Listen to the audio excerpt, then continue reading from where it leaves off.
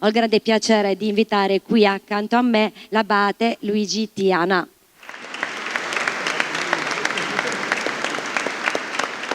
Grazie per aver accolto l'invito a ritrovarci in questa serata di inizio primavera qui a San Pietro di Sorres per vivere un momento di grata memoria per il 70° anniversario della fondazione del nostro monastero.